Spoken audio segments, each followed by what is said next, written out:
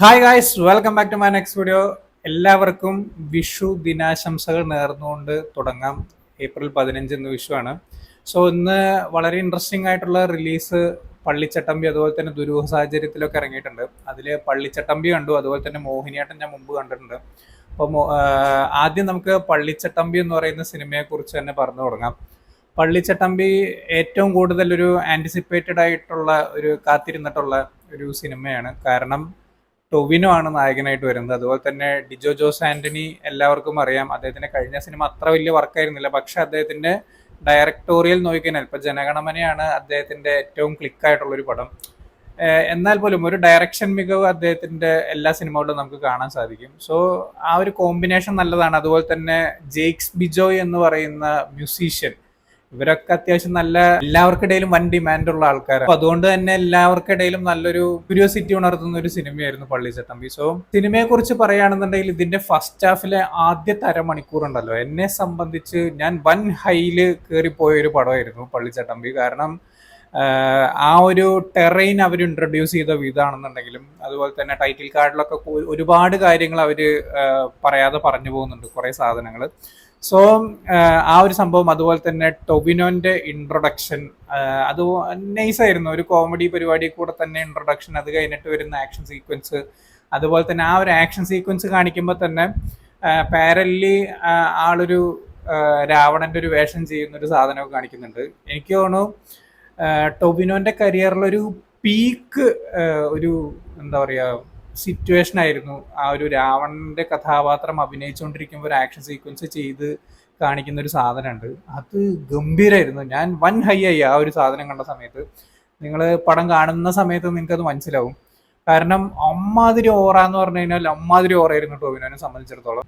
അത് കഴിഞ്ഞിട്ട് പടം നമ്മൾ സ്ഥിരം ക്ലീശ സാധനങ്ങൾ കണ്ടു വന്ന കുറേ സാധനങ്ങൾ ഈ ഒരു സിനിമയ്ക്കകത്ത് കുത്തിക്കയറ്റി.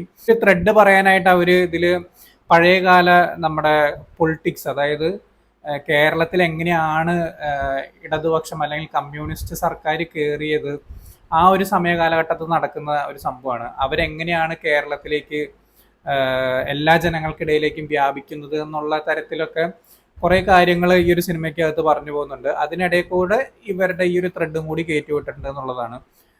ഈ ഒരു ത്രെഡിനെ സംബന്ധിച്ചിടത്തോളം ഞാൻ ആക്ച്വലി പറയുകയാണെന്നുണ്ടെങ്കിൽ ഈ ഒരു പടത്തിന് ആക്ച്വലി ഇപ്പോൾ ഇതിൽ റണ്ണിങ് ടൈം കൊടുത്തിരിക്കുന്ന 2 മണിക്കൂർ 10 മിനിറ്റ് ആണ്. പക്ഷെ എന്നെ സംബന്ധിച്ചിടത്തോളം ഞാൻ പറയുകയാണെന്നുണ്ടെങ്കിൽ ഇത് ഏകദേശം ഒരു 3 മണിക്കൂർ ആക്കേണ്ട ഒരു സിനിമയായിരുന്നു. കാരണം ഈ ഫസ്റ്റ് ഹാഫ് ഞാൻ പറഞ്ഞില്ല, ആദ്യത്തെ അരമണിക്കൂർ കിട്ടിയിട്ടുള്ള ആ ഒരു കിക്ക് പിന്നെ എന്നെ സംബന്ധിച്ചിടത്തോളം കിട്ടിയിട്ടില്ല. ഇതിൽ പിന്നെ വില്ലൻ റോള് ചെയ്തിട്ടുള്ള ആള് വന്ന സമയത്ത് നമുക്കൊരു ഓരോ ഹൈ മൊമെന്റ്സ് കിട്ടുന്നുണ്ട്. കാരണം വില്ലന്റെ ക്യാരക്ടറിന്റെ ആ ഒരു ഡെപ്ത് എന്ന് പറയുന്നത് ഗംഭീരമായിരുന്നു. ആ ഒരു ഡെപ്തിനോളം എത്തിക്കാൻ, ടൊവിനോന്റെ ക്യാരക്ടറിനെ എത്തിക്കാൻ ഇവർ ഒരുപാട് സമയമെടുത്തു. വില്ലന്റെ ഉമ്മർത്ത് എത്തുന്ന സമയത്ത് ടൊവിനോയ്ക്ക് പിടിച്ചു നിൽക്കാൻ പറ്റുമോ എന്നുള്ളതാണ്. കാരണം അതൊരു അമ്മാതിരി ആക്ടറാണ്. അത് ഞാൻ പറയുന്നില്ല, ഓൾറെഡി ചിലപ്പോൾ മിക്കവാറും എല്ലാവരും അറിഞ്ഞു കാണും. പക്ഷെ എന്നാലും ഞാൻ ഇത് ഇതിൽ കൂടെ പറയാൻ ഉദ്ദേശിക്കുന്നില്ല. ആ ഒരാളുടെ ഉമ്മർത്ത് ടൊവിനോ വന്ന് നിൽക്കുമ്പോൾ എങ്ങനെ യൂസ് ചെയ്യും എന്നുള്ളത് വലിയൊരു കാര്യമാണ്. പക്ഷെ ആകെ 2-3 സീക്വൻസിലാണ് ആ പുള്ളിക്കാരൻ വരുന്നുള്ളൂ, ആ ഒരു വില്ലൻ ക്യാരക്ടർ വരുന്നുള്ളൂ.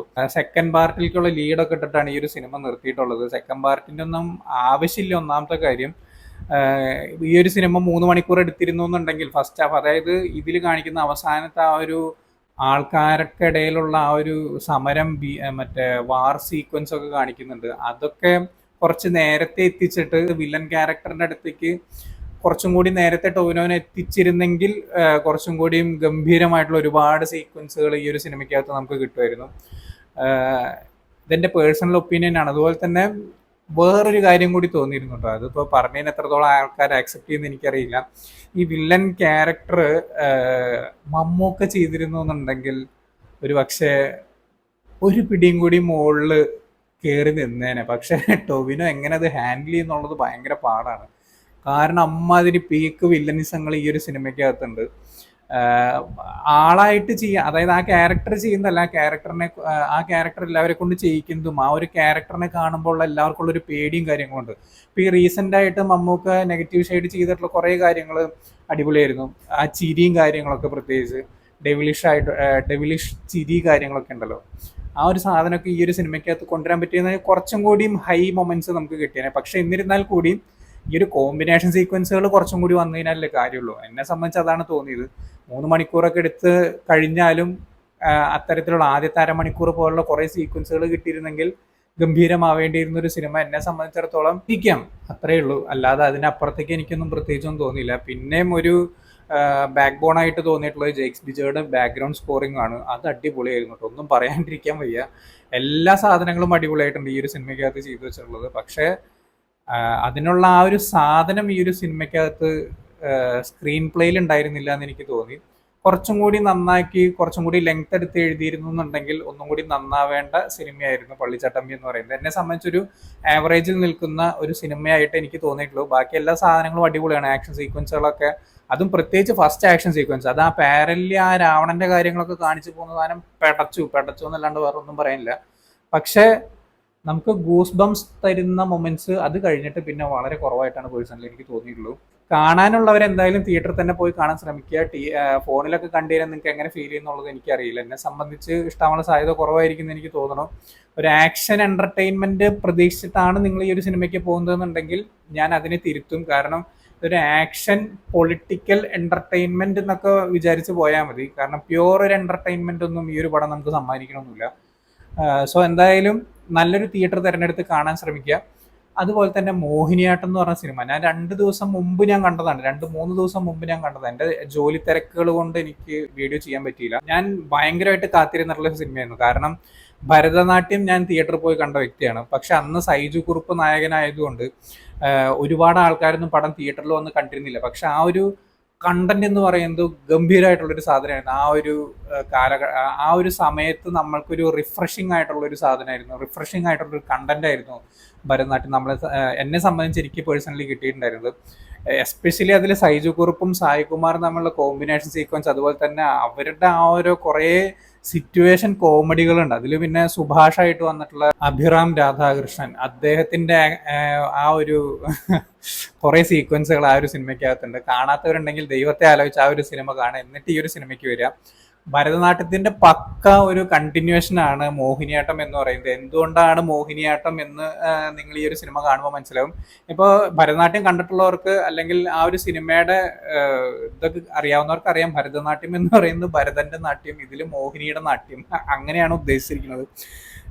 എന്തായാലും ഗംഭീരമായിട്ടുള്ളൊരു ഡാർക്ക് ഹ്യൂമർ എന്ന് പറഞ്ഞു കഴിഞ്ഞാൽ അതിൻ്റെ അങ്ങേയറ്റം പീക്ക് ലെവൽ ഡാർക്ക് ഹ്യൂമറാണ് ഈ ഒരു സിനിമയ്ക്കകത്ത് ഇവർ കാട്ടി വെച്ചിട്ടുള്ളത്. പൊന്നു മക്കളെ, ഞാനല്ലെങ്കിൽ നിങ്ങളൊക്കെയാണ് ആ ഒരു സാഹചര്യത്തിൽ പെട്ടത് എന്നുണ്ടെങ്കിൽ തീർന്ന് നമ്മളൊക്കെ ഉറപ്പായിട്ടും ടെൻഷൻ അടിച്ച് പണ്ടാരടങ്ങി മരിക്കും. അങ്ങനത്തെ ഒരു സിറ്റുവേഷനാണ്. പക്ഷെ അത് അവർ കൈകാര്യം ചെയ്തിട്ടുള്ള രീതി, ആ എഴുത്തിൽ വന്നിട്ടുള്ള ആ ഒരു ഗംഭീരമായിട്ടുള്ള ഒരു സാധനം ഉണ്ടല്ലോ, അത് എങ്ങനെ അത് ഉണ്ടാക്കിയെടുത്തു എന്ന് എനിക്കിപ്പോഴും അറിയില്ല. പക്ഷെ ആ ഒരു ക്യാരക്ടേഴ്സിന്റെ ഡെവലപ്മെന്റ് ആണെങ്കിലും എല്ലാ സാധനങ്ങളും അടിപൊളിയായിരുന്നു. ഇനി അതിനെക്കുറിച്ച് ഞാൻ കഥയെ കുറിച്ചിട്ടൊന്നും പറയുന്നില്ല, നിങ്ങൾ കണ്ട് മനസ്സിലാക്കുക. അതിലത്തെ പെർഫോമൻസിനെ കുറിച്ച് പറയുകയാണെന്നുണ്ടെങ്കിൽ സൈജു കുറുപ്പ് ആസ് യൂഷ്വൽ ഭരതനാട്യത്തിൽ എന്നല്ല, അദ്ദേഹത്തിന് ഏത് സിനിമയിൽ കണ്ടു കഴിഞ്ഞാലും നിങ്ങൾക്ക് എന്താണോ ഫീൽ ചെയ്യാറുള്ളത് അതേപോലെ തന്നെ ആൾക്ക് കൊടുത്തിട്ടുള്ള സാധനം ഗംഭീരമായിട്ട് വൃത്തിക്കും വെടിപ്പോടു കൂടിയും ചെയ്തിട്ടുണ്ട്. അദ്ദേഹം തന്നെ പ്രൊഡ്യൂസ് ചെയ്തിട്ടുള്ള സിനിമയാണ്. വേറെ 2-3 ആൾക്കാരും കൂടി ഉണ്ട് തോന്നുന്നു. അദ്ദേഹത്തിന്റെ പേരാണ് പ്രൊഡക്ഷൻ സൈഡിൽ ഏറ്റവും ഗംഭീരമായിട്ടൊക്കെ കണ്ടതൊക്കെ. അതുകൊണ്ട് തന്നെ അദ്ദേഹം അതിന്റെ മാക്സിമം എഫേർട്ട് ഇട്ടിട്ട് തന്നെയാണ് അദ്ദേഹം അത് ചെയ്തിട്ടുള്ളത്. അതുപോലെ തന്നെ എടുത്തു പറയേണ്ട ഒരാൾ ഇതില് ബേബി ജീൻ വേറെ ലെവലിൽ ചെയ്തു വെച്ചിട്ടുണ്ട്. വേറെ ലെവൽ എന്ന് പറഞ്ഞാൽ കുറഞ്ഞു പോകും. അദ്ദേഹത്തിനെ നമ്മൾ വേറെ സിനിമയിലൊക്കെ 2-3 സിനിമയിൽ കണ്ടിട്ടുണ്ട്, വേറൊരു സാധനത്തിൽ കണ്ടിട്ടുണ്ട്. ഇതിൽ വേറൊരു സാധനത്തിൽ നിങ്ങൾ കാണും. എസ്പെഷ്യലി നമ്മൾ ഇതിനു മുമ്പ് ഭരതനാട്യത്തിൽ അഭിറാം രാധാകൃഷ്ണൻ എങ്ങനെയാണോ കണ്ടത് അതിന്റെ ഒരു എക്സ്ട്രീം വേർഷൻ നിങ്ങൾക്ക് ഈ ഒരു സിനിമയ്ക്കകത്ത് കാണാൻ പറ്റും. ട്രെയിലറിലൊക്കെ കണ്ടിട്ടുണ്ടെങ്കിൽ അതിന്റെ കുറച്ച് സാധനങ്ങളൊക്കെ അവിടെ എവിടെയും കാണിച്ചിട്ടുണ്ട്. അയ്യോ, ഗംഭീര പെർഫോമൻസ് എന്നല്ലാണ്ട് വേറൊന്നും പറയാനില്ല. എസ്പെഷ്യലി ഇന്റർവെല്ലിനോടൊക്കെ അടുപ്പിക്കുമ്പോഴത്തേക്കും മൂപ്പര് കാരണം നമ്മൾ ടെൻഷൻ അടിക്കും, പണ്ടാരക്കാലം എന്നൊക്കെ നമ്മൾ വിളിക്കും. അതുപോലത്തെ പരിപാടി പിടിച്ച് വെച്ചിട്ടുണ്ട്. സെക്കൻഡ് ഹാഫിലേക്ക് വരുന്ന സമയത്ത് നേരെ തിരിച്ച് ദിസ് ഈസ് ഫൗൾ എന്നൊക്കെ പറയുന്ന ഒരു ഡയലോഗ് ഉണ്ട്. കൂടുതൽ ഞാൻ പറയില്ല, അത് നിങ്ങൾ കണ്ട് മനസ്സിലാക്കുക ഒരു സിറ്റുവേഷനും കാര്യങ്ങളൊക്കെ. അതുപോലെ തന്നെ സ്ക്രീനിൽ വന്നു കഴിഞ്ഞാൽ നമുക്ക് ചിരി തോന്നുന്ന ഒരു ക്യാരക്ടറാണ് കലാരഞ്ജനിയുടെ ആ ഒരു ക്യാരക്ടർ. അതും നിങ്ങൾ സിനിമ കാണുന്ന സമയത്ത് വളരെ ഇമ്പോർട്ടൻ്റ് ആയിട്ടുള്ള ടേണിംഗ് പോയിന്റ് സമ്മാനിക്കുന്ന ഒരു ക്യാരക്ടറാണ്. അതുപോലെ തന്നെ ഇതിൽ വിശ്വാസത്തിനെ കുറിച്ചിട്ടും കുറച്ച് സാധനങ്ങളുണ്ട്. അത് ഡാർക്ക് ഹ്യൂമർ ആണ് സംഭവം. അത് എവിടെങ്കിലും ഒന്ന് പാളിയിരുന്നു എന്നുണ്ടെങ്കിൽ അത് ഭയങ്കര ഒരു വിശ്വാസത്തിനൊക്കെ എതിർക്കുന്ന, അല്ലെങ്കിൽ അങ്ങനെ കുറെ സാധനങ്ങളൊക്കെ ഉണ്ടാവാൻ സാധ്യതയുള്ള ഒരു മേഖലയായിരുന്നു. പക്ഷെ അതൊക്കെ അവർ ഭംഗിയായിട്ട് ഡാർക്ക് ഹ്യൂമറിൽ കൂടെ അവർ കൈകാര്യം ചെയ്ത് വെടിപ്പായിട്ട് പോയിട്ടുണ്ട്. ഇതിലിപ്പോൾ സായികുമാറിന്റെ റോൾ ഇല്ല എന്നുണ്ടെങ്കിൽ കൂടിയും ഗംഭീരമായിട്ട് സായികുമാറിന്റെ ക്യാരക്ടർ മുമ്പ് ചെയ്തു വെച്ചിട്ടുള്ള കുറെ കാര്യങ്ങൾ ഇതിനകത്ത് ഇൻവോൾവ് ആവുന്നുണ്ട്. അതും വളരെയധികം ഗംഭീരമായിട്ട് അവർ ബ്ലെൻഡ് ചെയ്തിട്ടുണ്ട്. ഇതിന്റെ ഡയറക്ടർ കൃഷ്ണദാസ് മുരളി, അദ്ദേഹത്തിന്റെ ആ ഒരു ഡയറക്ടിങ് പരിപാടിയാണെന്നുണ്ടെങ്കിലും എഴുത്താണെന്നുണ്ടെങ്കിലും എല്ലാ സാധനങ്ങളും അളന്നു മുറിച്ച് ചെയ്തിട്ടുള്ള സാധനങ്ങളാണ്. 2.5 മണിക്കൂറുണ്ട് ഈ ഒരു സിനിമ. നിങ്ങൾ തുടക്കം മുതൽ, തുടക്കത്തിലത്തെ ആദ്യത്തെ 5 മിനിറ്റിൽ നിങ്ങൾ പടത്തിലേക്ക് ഇന്നാവും. അവിടുന്ന് 2.5 മണിക്കൂറൊന്നും പോണത് നിങ്ങൾ അറിയേയില്ല. ഇത് ഞാൻ ഇപ്പൊ കണ്ടു കഴിഞ്ഞിട്ട് 3-4 ദിവസമായി. എന്നെ ആ ഒരു എക്സൈറ്റ്മെന്റ് കാണുമ്പോൾ നിങ്ങൾക്ക് മനസ്സിലാവും അത് എത്രത്തോളം പീക്ക് ഒരു സാധനം സ്റ്റഫാണ് എനിക്ക് സമ്മാനിച്ചതെന്നുള്ളത്. അത് നിങ്ങൾ കാണുമ്പോഴാണ് നിങ്ങൾക്ക് അത് മനസ്സിലാവുക. ഇപ്പോഴും ഞാൻ പറയുന്നു, മലയാള സിനിമയ്ക്കകത്ത് കണ്ടിട്ടുള്ളതിൽ വെച്ച് ദ ബെസ്റ്റ് ഡാർക്ക് ഹ്യൂമർ ആയിട്ട് ഇന്നേ വരെ ഇറങ്ങിയിട്ടുള്ളതിൽ വെച്ചിട്ടുള്ളൊരു സിനിമയായിരിക്കും ഈ ഒരു മോഹിനിയാട്ടം എന്ന് പറയുന്നത്. ലോജിക്ക് അങ്ങനെ നോക്കരുത്, ലോജിക്കിന് വേണ്ടിയിട്ട് എടുത്തിട്ടുള്ള ഒരു സിനിമയല്ല. അതുപോലെ തന്നെ വിനയ് ഫോർട്ടിന്റെ ക്യാരക്ടർ വരുന്ന സമയത്തുള്ള കുറെ കാര്യങ്ങളുണ്ട്, അതും ഗംഭീര പരിപാടിയായിരുന്നു. പിന്നെ അതുപോലെ തന്നെ ജഗദീഷ് ആസ് യൂഷ്വൽ ഇതിലും ഒരു അച്ഛൻ ക്യാരക്ടറാണ്. പക്ഷെ ജഗദീഷിന് കൊടുത്തിട്ടുള്ള സാധനം വേറൊരു പീക്ക് സാധനമാണ്. അങ്ങേര് ലാസ്റ്റ് ഒരു ഫോൺ കോൾ വന്നിട്ട് ഞെട്ടി തരിച്ച് നിന്ന് പോയിട്ട് അതുവരെ കോമഡി ആയിട്ട് നമുക്ക് ഫീൽ ചെയ്യും. പക്ഷെ ആ ഒരു സിറ്റുവേഷനിൽ നമ്മളൊക്കെയാണ് നിൽക്കുന്നതെന്നുണ്ടെങ്കിൽ നമ്മൾ ചിലപ്പോൾ എന്താ പറയുക അറ്റാക്ക് വന്നിട്ടോ അല്ലെങ്കിൽ ചിലപ്പോൾ നമ്മൾ തന്നെ സൂയിസൈഡ് ചെയ്തു പോകും. അത്തരത്തിലുള്ളൊരു സിറ്റുവേഷനാണ്. പക്ഷെ ആ ഒരു ക്യാരക്ടർ ജഗദീഷ് ചെയ്തു വെച്ചിരിക്കുന്ന വിധം ഇന്നേ വരെ കണ്ടിട്ടില്ലാത്തൊരു അച്ഛൻ, അതായത് ജഗദീഷിന് കിട്ടിയിട്ടില്ല അങ്ങനത്തെ റോളൊന്നും. അങ്ങനത്തെ ഒരു തരത്തിലുള്ള ഒരു അച്ഛൻ ക്യാരക്ടർ ഗംഭീരമായിട്ട് അദ്ദേഹം ചെയ്തു. പിന്നെ സുരാജ് എൻ്റെ പൊന്നെ, കുറെ കാലമായി ഇങ്ങനത്തെ ഒരു സാധനം മൂപ്പര് പിടിച്ചിട്ടെന്ന് എനിക്ക് തോന്നുന്നു. ഒരു ഗ്രേ ഷെയ്ഡ് കഥാപാത്രമാണ് അദ്ദേഹം.